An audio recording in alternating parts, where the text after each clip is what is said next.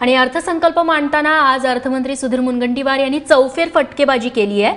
विरोधकांचा गोंधळ सुरू असताना मुनगंटीवार यांनी थेट विरोधी पक्षनेते राधाकृष्ण विखे पाटील यांनाच भाजपमध्ये येण्याची ऑफर देऊन टाकली। त्यावरती विखेंनी काय म्हटलंय पाहूयात। की विठ्ठल नामाचा महिमा हा आहे अपरंपार, प्रेम जीवाला जपोत सारे एकच त्याचे सार, हे यांना समजणार नाही।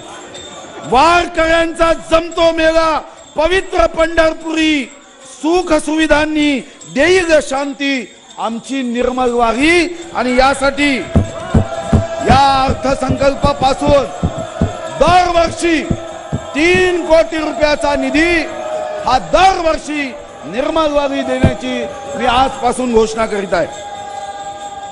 विखे पाटील साहेब,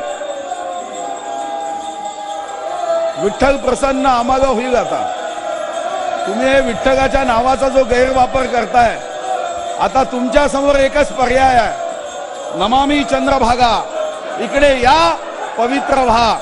यांच्या समवेत राहून काही होणार नाही। की मी या सरकारच्या बद्दल काय सांगावं, म्हणजे startup India, make in India ह्या सगळ्या घोषणांमध्ये स्टँड अप इंडिया, मला वाटतं हे वाइंड अप करण्याची आता वेळ आलेली आहे।